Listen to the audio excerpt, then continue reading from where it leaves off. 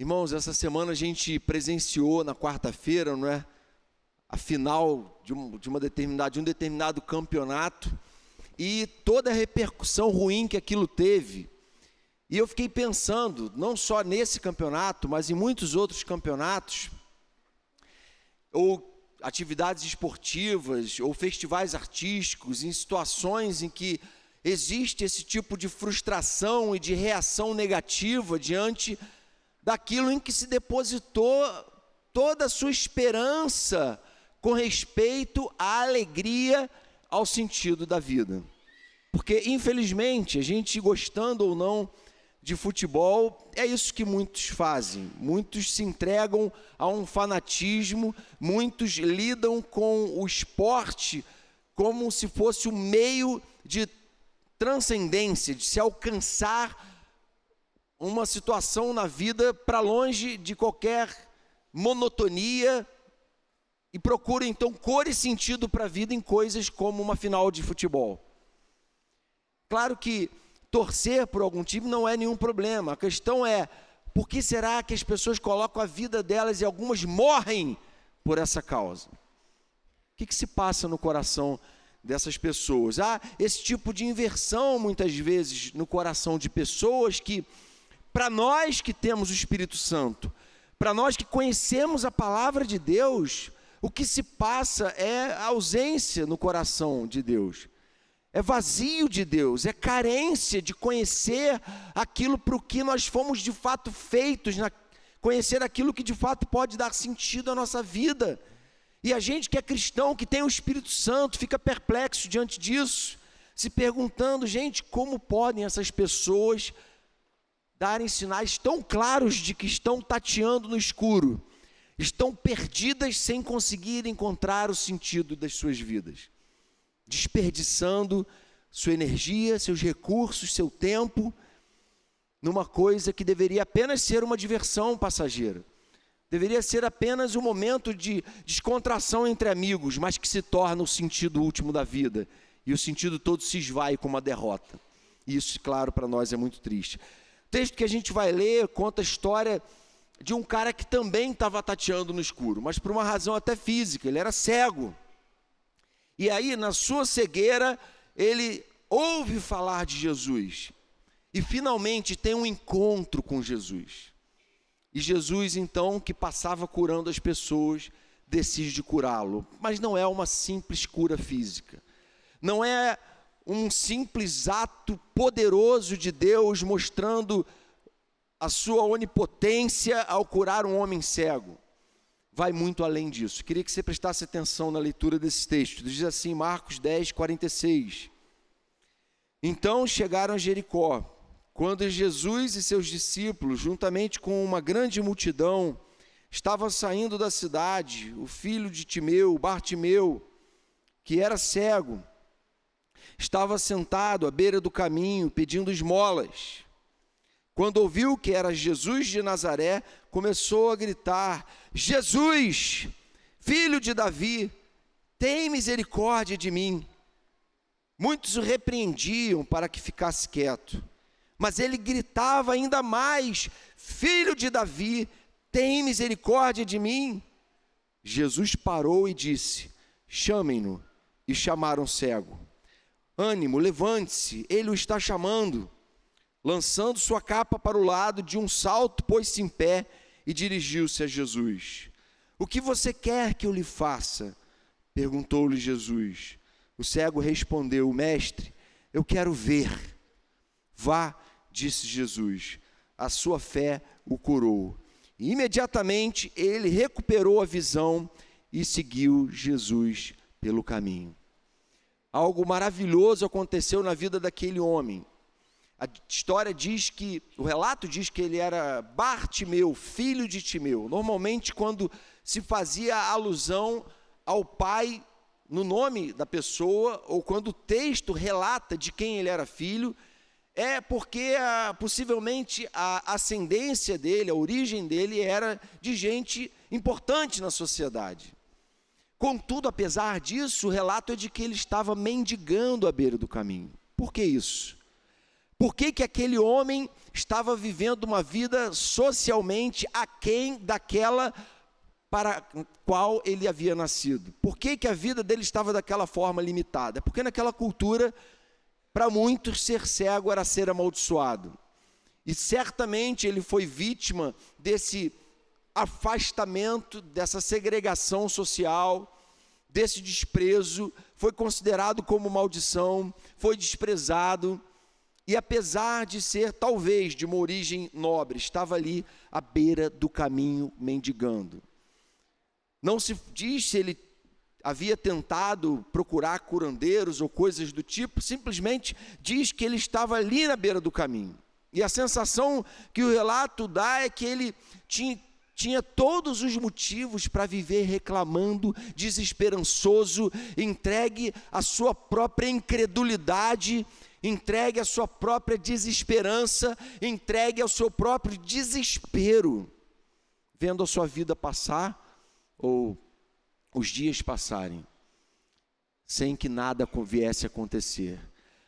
Contudo, gente, ele, embora cego, tinha ouvido falar de um tal de Jesus que estava passando e curando.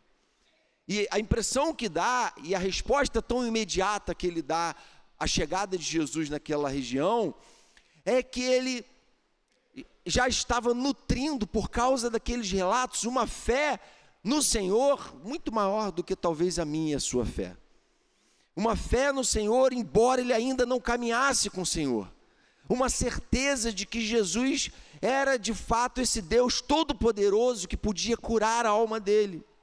E ele então começa a canalizar todo o seu desespero, toda a sua angústia, toda a sua expectativa em cima do que Jesus poderia fazer por ele.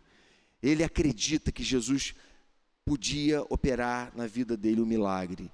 E ele então começa a sentir uma atração irresistível por Jesus. Muitas vezes, nós, embora já tenhamos professado a nossa fé, embora já estejamos caminhando com Jesus, podemos perceber um certo arrefecimento dessa fé. A gente já não tem mais tanta disposição, mais tanto ânimo para buscar Jesus. A gente começa a viver uma vida aquém daquela que Deus planejou para nós em Cristo. A gente, embora já tenha um dia professado a fé em Jesus, passado pelo batismo, embora a gente frequente a igreja regularmente, a gente não tem vivido uma vida de intimidade com Jesus. Uma vida daqueles que de fato amam a palavra do Senhor, amam o Senhor, aqueles em cujos corações ardem pelas coisas de Deus. A cegueira na nossa vida pode representar uma falta de compromisso com o reino de Deus. Gente que, embora frequente a igreja regularmente, nutre no seu coração certos pecados. Embora participe de célula, participe de discipulado, embora frequente a igreja, conheça os louvores, não tem deixado a chama do Espírito arder no coração, não tem buscado ao Senhor com tanta avidez, não tem demonstrado esse desespero por Deus que Bartimeu tinha, essa sede de Deus. Coisas que muitas vezes precisam ser tratadas na nossa vida, no nosso coração, e a gente vai varrendo para debaixo do tapete, e a nossa relação com Deus vai ficando enfraquecida, e a gente começa a sentir Deus distante. Deus começa a ser um ser com quem a gente se relaciona de longe. A gente já não fala com Ele todo dia, a gente já não está em conexão, ligado nele o tempo todo. A gente já se ausenta da presença dEle, começa a orar pouco. E o que aconteceu com Bartimeu foi que ele, quanto mais ouvia falar de Jesus, mais o coração dele se enchia de esperança. E muitos de nós morremos de sede diante da fonte da água da vida. Muitos de nós podemos estar na presença de Deus sem tanto desejo de encontrá-lo, sem tanto desejo da presença dele e da intervenção que Ele quer realizar em nossa vida. Ou a gente quer dizer para Ele o que Ele tem que fazer, de que forma Ele tem que fazer, o que Ele tem que mudar, e não quer ouvir dEle o que Ele deve mudar e o que Ele quer mudar. Como demonstramos que estamos dispostos desesperadamente a buscar a cura que vem de Jesus? Em primeiro lugar, nosso desespero por Deus deve nos levar a buscá-lo desesperadamente. Se você, por acaso, ouvindo esse relato aqui, está pensando assim, poxa, Jonatas está falando, ele nem sabe o que eu estou vivendo. Porque o que eu estou vivendo é exatamente esse desespero. As coisas lá em casa não andam bem. O casamento não anda bem. Relação com meus filhos não anda muito bem. Na verdade, alguns podem estar dizendo assim, não, olha, meu casamento anda bem, minha relação com meus filhos anda bem, mas minha relação com Deus não anda bem. Mas tem coisas se alojando no meu coração, mas há um esfriamento, há um distanciamento, e eu não sinto Deus fluindo, eu não sinto meu coração se quebrantando, maravilhado diante das coisas de Deus. Eu não sinto meu coração alegre na hora de cantar ao Senhor, na hora de louvar ao Senhor, de buscar a presença dEle. Eu não sinto meu coração motivado a orar e a buscar a Deus. E talvez, quando você vai constatando essas coisas, o seu coração vai devagarinho ficando angustiado e desesperado. Desesperado aqui no bom sentido, no sentido de alguém que quer muito uma mudança, que quer muito uma intervenção. E foi isso que aconteceu com Bartimeu. Quando ele ouve falar que é Jesus, ele grita, filho de Davi, tem misericórdia de mim. E aí as pessoas, não, fica quieto, você acha que ele vai te ouvir? As pessoas repreenderam ele. E ele então reage, gritando mais alto ainda, é isso que diz o texto. Porque ele viu em Jesus essa última esperança, esse tudo de que ele precisava. Será que a gente pode dizer que está vendo em Jesus o tudo de que a gente precisa? Jesus disse que o reino dos céus é como uma pérola de grande valor. É como alguém que, sabendo dessa pérola, pega tudo que tem e vende para comprar essa pérola.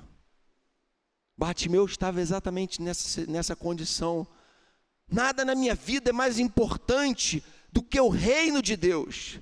Nada na minha vida é mais importante do que viver na presença de Jesus, do que ter um encontro com Jesus, do que ser curado por Ele. Nada na minha vida é mais importante do que essa reconciliação com Deus, do que viver em paz com Deus, do que viver em plena comunhão com Deus. E há muitas coisas que atrapalham a nossa vida e podem entrar no lugar de Deus nas nossas vidas. Agora, quando nós nascemos de novo de fato, é possível que a gente passe por momentos de esfriamento na fé, mas ao invés de a gente se conformar, assim como Bartimeu, a gente vai gritar, filho de Davi, tem misericórdia de mim, amém? É possível que a gente passe por momentos tenebrosos, vale da sombra da morte, momentos de luta, como o apóstolo Paulo dizia, o dia mau, mas a gente não vai deixar que esse dia mau vá emburacando a gente mais e mais numa espiral de decadência. Pelo contrário, a gente vai correr para Jesus gritando. Alguns costumam dizer, a partir da história de Davi na Bíblia, não é, que Davi era um cara que caía. Como é que pode alguém ser um homem segundo o coração de Deus e cair tanto, né? Davi caía, e alguns gostam de dizer que Davi caía, mas quando ele caía de joelhos. E é assim que alguém que nasceu de novo faz. A gente pode fraquejar, pode cair, pode dar cabeçada, pode errar, mas alguém que tem o Espírito Santo de Deus, que nasceu de novo, não se conforma com esse estado, amém? Alguém que nasceu de novo, que tem o Espírito Santo no coração, se está sentindo esse distanciamento, esse arrefecimento, esse esfriamento na fé, começa a ficar angustiado e com saudade de Deus, começa a querer buscar a Deus de novo, começa a querer voltar a viver intimamente na presença de Deus, cheio do Espírito Santo. No momento que você se converteu, Deus mudou a sua forma de dirigir, por exemplo. Vou citar um exemplo aqui, não é? Você dirigia agressivo, xingando os outros, dando fechada. Aí Deus mudou isso, você se tornou alguém educado, alguém que não se deixa dominar pelo mal, mas vence o mal com o bem. O Espírito Santo começou a te fazer experimentar frutos desse tipo. Alguém que xingava compulsivamente já não xinga mais. Alguém que tem um domínio próprio que não é dele, que fala, isso é o Espírito Santo agindo na minha vida. Aí você começa a andar um pouco frio na fé, e aí você começa a voltar a ter atitudes agressivas no trânsito, atitudes erradas nos seus relacionamentos, começa a afrouxar. Mas se você nasceu de novo, você vai na mesma hora chorar diante de Deus, com saudades da presença dele, e gritar, filho de Davi, tem misericórdia de mim. Não deixa de novo eu voltar para a sarjeta, onde eu ficava mendigando. Não deixa de novo eu voltar para a condição de cego.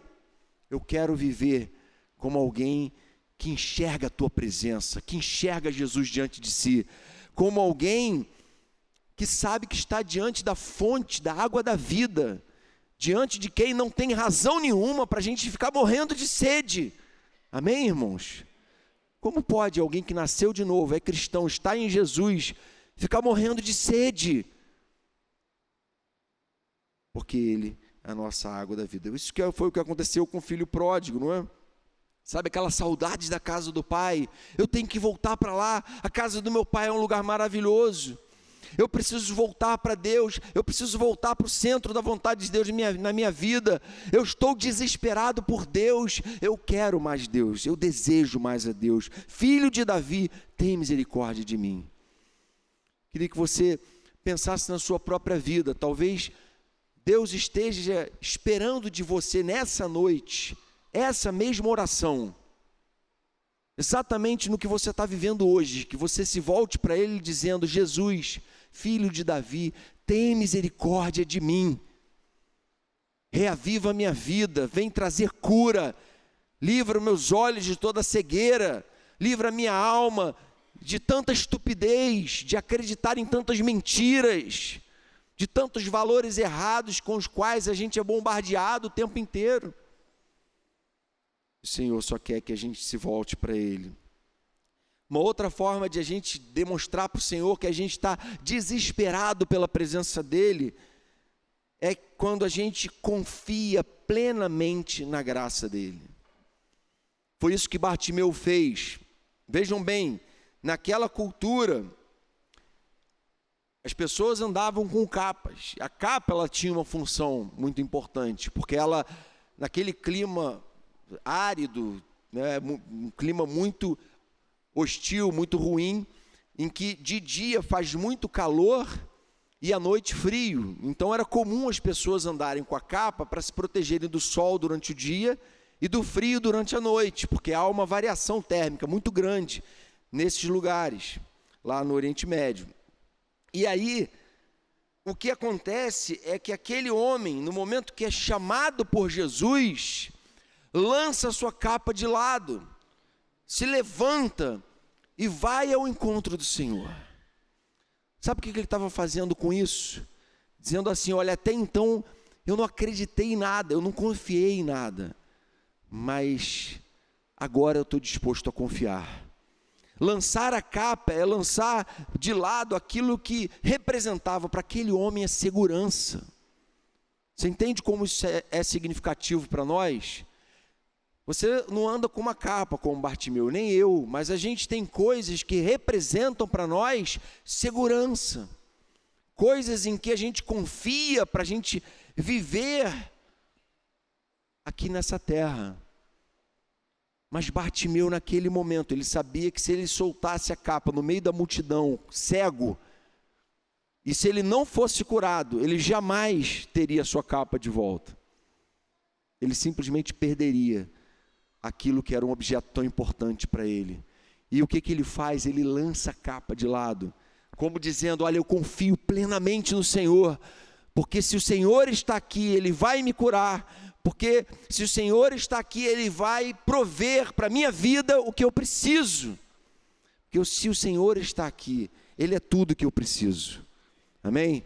E ele então vai até Jesus, sedento, clamando ao Senhor, e o Senhor responde a ele. E ele então é impactado, e é transformado, e é curado. Talvez você tenha na sua vida também alguma capa que Deus quer que você lance de lado, coisas que Deus quer que você coloque de lado. Coisas que se tornaram talvez uma obstinação na sua vida. Coisas que têm absorvido completamente sua energia, sua atenção. Você não tem tempo para Deus, você não tem energia para buscar a Deus, você não tem olhos para Deus, você não está disposto a obedecer a Deus para comprometer essas coisas, mas você continua com essas coisas, porque você acredita que elas são a sua segurança. Há namoros que são verdadeiras capas nesse sentido. Pessoas que acreditam que aquele namoro ali é algo que traz segurança, que me serve de algum modo, para me trazer uma paz, uma segurança. Outros podem estar completamente absorvidos pela sua própria carreira. Não tem tempo mais para buscar a Deus, para estar na presença de Deus, porque priorizam e focam na sua vida o tempo inteiro a sua carreira, os seus afazeres, suas metas, seus planos, seus sonhos. Vejam bem, a gente não prega aqui, irmãos, que o trabalho secular é um trabalho menos santo do que o trabalho que é realizado ministerialmente na igreja, não. Todo o trabalho que a gente faz na igreja e secularmente é para a glória de Deus. Contudo, quando a gente está vivendo uma relação idolátrica com o trabalho, ele pode sim tomar o lugar de Deus na nossa vida, se tornar a nossa segurança. E a verdade é que a gente está vendo no nosso país, na nossa cidade, dezenas de milhares de desempregados, que já não podem mais ver no trabalho essa segurança. Mas, trabalhando ou não, o fato é que aqueles que estão em Deus têm total segurança, amém? Tem tudo que precisam, e o próprio Senhor vai prover e vai abrir uma nova porta de emprego, porque Ele cuida dos seus, e o Senhor quer tratar conosco, sem dúvida nenhuma. Então, Bartimeu era um inconformado crônico, ele não se conformava, e ele vai até Jesus com o coração cheio de fé. A única coisa que Deus espera de nós de volta, interessante, não é isso que o apóstolo Paulo fala? Nós somos salvos pela graça, por meio da fé.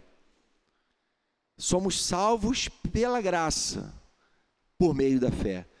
A única coisa que Deus espera de mim e de você nesse relacionamento é que a gente acredite nele, é que a gente deposite nele toda a nossa vida, toda a nossa confiança. Mas a gente desconfia de Deus, a gente não consegue descansar nele, a gente não consegue apresentar a Ele nossos motivos de ansiedade em oração, nossas angústias. Ele até termina dizendo: isso não vem de vocês, é dom de Deus. Até mesmo a nossa parte, que é ter fé, é dom de Deus. Agora, ai de nós se não estamos agindo de acordo com esse dom. Porque se estamos aqui essa noite, é porque recebemos esse dom. Ele nos deu agora. Estamos exercitando o dom da fé, temos crido em Deus, podemos dizer que temos vivido por essa fé, podemos dizer que Deus é tudo para nós. Podemos dizer que agradá-lo e servi-lo é o grande objetivo das nossas vidas. Podemos, como Simão Pedro, dizer: Senhor, para quem iremos? Só Tu tens as palavras de vida eterna. Será que a gente pode dizer que a nossa fé é assim? Senhor, o Senhor é tudo para nós. Eu estou disposto a entregar tudo para viver uma vida de obediência ao Senhor. Porque se é com esse desespero e essa entrega que a gente se aproxima de Deus, com certeza Ele vai operar uma cura poderosa em nossas vidas e nossos corações, amém? Essa é a terceira coisa que eu queria destacar nesse texto. Nossa busca desesperada por Jesus transforma tudo dentro de nós e à nossa volta.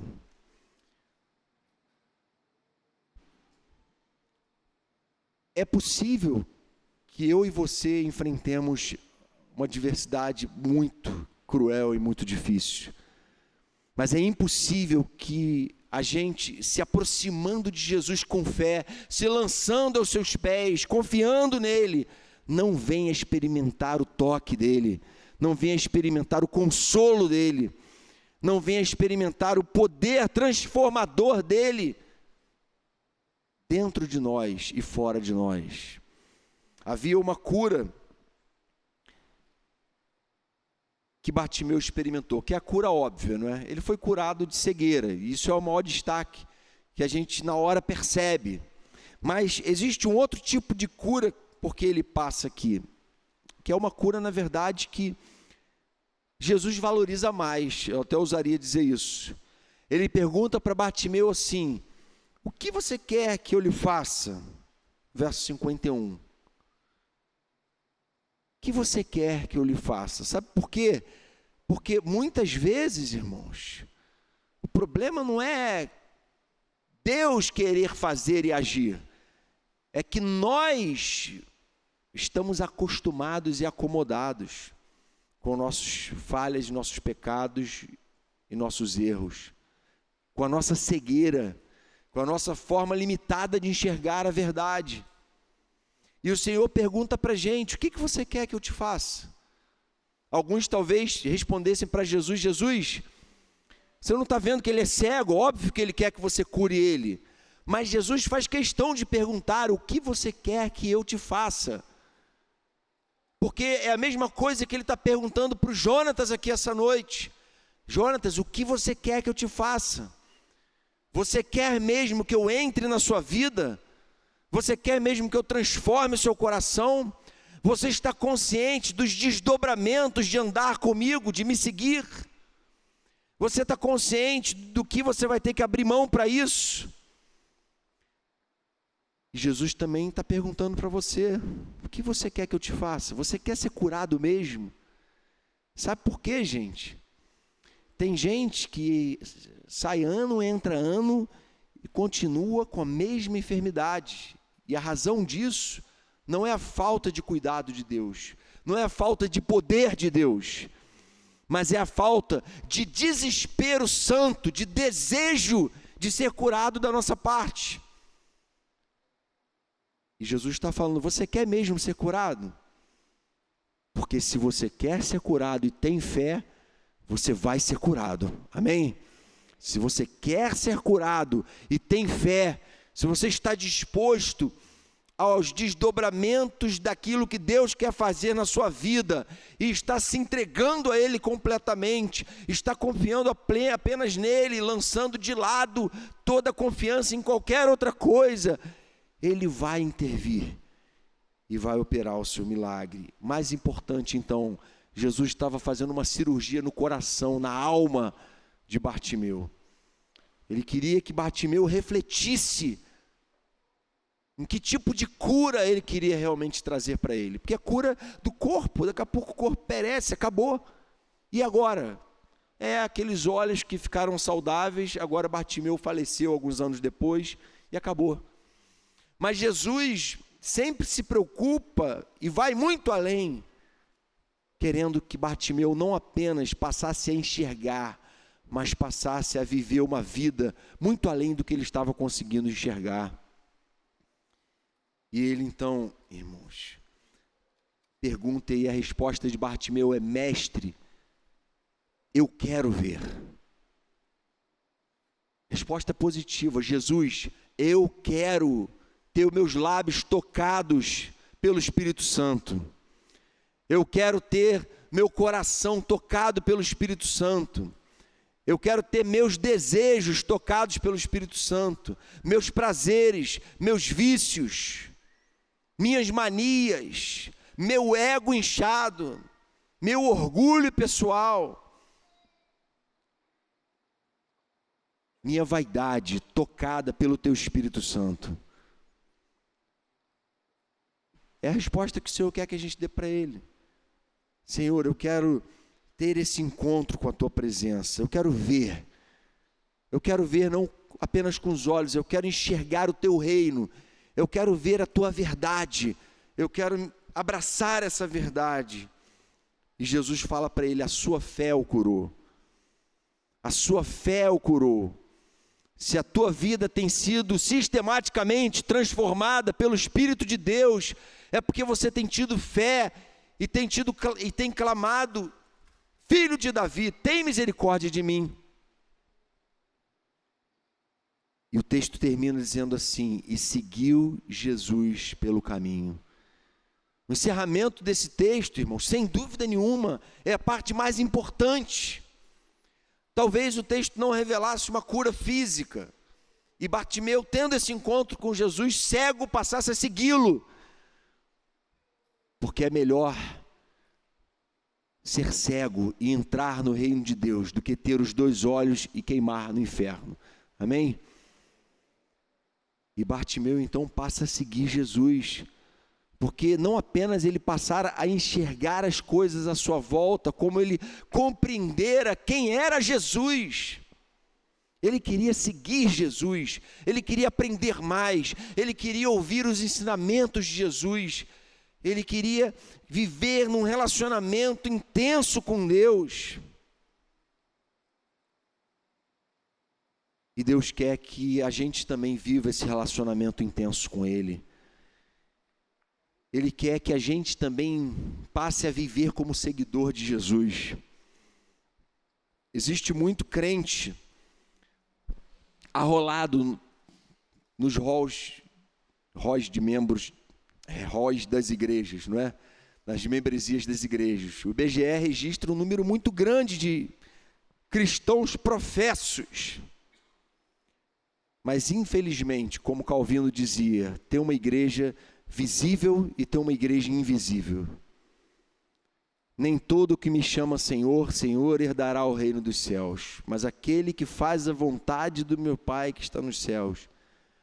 Nem todo mundo que está arrolado como membro de uma igreja está vivendo uma vida de imitação de Jesus, de seguir Jesus, de caminhar com Jesus, de desejar Jesus e de gritar: Jesus, filho de Davi, tem misericórdia de mim. Mas esse caminho está franqueado a todos nós que estamos aqui nessa noite. Queremos que, se você está aqui essa noite, é porque você teve fé para buscar a Deus. Mesmo que seja uma fé falha, mesmo que você esteja falhando nessas tentativas, Ele quer te dar uma experiência de caminhada com Ele. Ele quer intervir na sua vida. Ele quer transformar de dentro para fora. Algumas aplicações para a gente encerrar aqui. Primeira delas: sinta-se livre para expressar seu desespero por Deus. Grite ao Senhor, é um grito santo.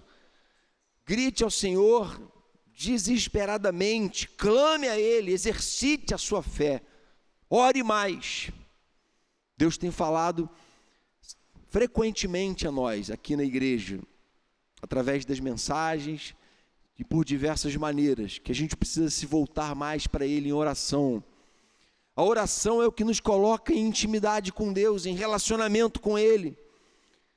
De modo que, se a gente tem falhado, mas tem falado com Deus, tem aberto o coração para Ele, tem rasgado a nossa alma diante dEle, tem clamado: Filho de Davi, tem misericórdia de mim. Então a gente tem tido um relacionamento com Deus. Então há esperança. Então as coisas podem e vão mudar. Amém? Então seja livre, sinta-se livre, expresse seu desespero santo por Deus. Fale abertamente com Ele. Ele não espera de você perfeição. Ele espera de você sinceridade. Ele espera de você transparência, andar na luz, como Ele está na luz. Segunda aplicação, confie plenamente na manifestação do poder de Deus na sua vida. Ponha de lado tudo o que antes era motivo de segurança e de confiança, dizendo para Ele: Senhor, eu só confio no Senhor, o Senhor é tudo que eu preciso, o Senhor é a minha segurança, o Senhor é o meu rochedo, o Senhor é a minha fortaleza, o Senhor é a fortaleza da minha vida, da minha casa, o Senhor é a fortaleza do meu coração fraco, pecador, incrédulo. Mas não sou eu a minha fortaleza, o Senhor é a minha fortaleza, é no Senhor que eu confio. 1000 cairão ao teu lado, 10.000 à tua direita, mas tu não serás atingido. Isso não é uma frase de efeito, irmãos, isso é a palavra de Deus, é a promessa de Deus sobre o povo dele, de que nem um fio da cabeça cai da nossa cabeça sem que Deus permita, na sua soberania, na sua onisciência, na sua onipotência, Ele tem agido e quer agir na nossa vida. Ele só quer que a gente responda com fé, confiando nele. E por fim, a cura que Deus quer operar em nós vai além do que os nossos olhos podem ver. Deus não estava preocupado com a cura física apenas, uma cura temporal de um corpo que ia perecer em poucos anos. Deus está preocupado em ir além. Deus quer que a sua vida vá além do que ela tem ido na presença dEle. Deus quer te fazer viver ainda mais intensamente na presença dEle, comprometido com Ele, com o reino dEle. Por isso Ele diz: busquem o meu reino de Deus e todas as demais coisas serão acrescentadas. Busque, pois, em primeiro lugar o reino de Deus e a sua justiça. Será que a gente pode dizer: não, eu tenho buscado a Deus em primeiro lugar na minha vida, eu tenho confiado a Ele, eu tenho entregue a Ele o governo da minha vida, eu tenho me aproximado diante dEle com humildade, eu tenho me aproximado dEle confiando naquilo que Ele pode e quer e vai fazer? Feche seus olhos, vamos colocar a nossa vida diante do Senhor. Senhor querido, queremos apresentar diante do Senhor a nossa vida, o nosso coração, e confessamos, Senhor, que temos falhado tantas vezes em manter a lenha continuamente sobre o altar, em manter a chama do Teu Espírito acesa no nosso coração. Temos com certeza orado muito menos do que o Senhor deseja que a gente ore.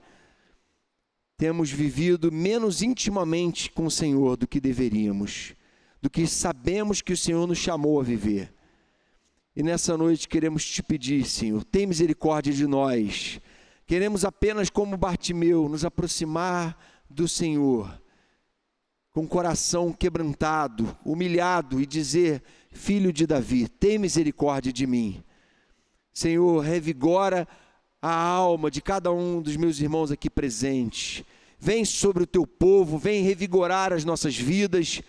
Senhor, cada família aqui representada, cada um que tem vivido dias difíceis, dias de luta, dias de adversidade, mas que não são nada para um Deus que pode todas as coisas, um Deus que pode intervir, que pode trazer cura, que pode abrir os olhos, que pode fazer o coração mais duro, mais obstinado, mais apaixonado pelo pecado, se render, se quebrantar, se humilhar. Vem e opera, Senhor, para a glória do Teu nome, a cura que nós precisamos. Lançamos para o lado a nossa capa, a nossa segurança, e dizemos aos Teus pés, Senhor, o Senhor é a nossa segurança.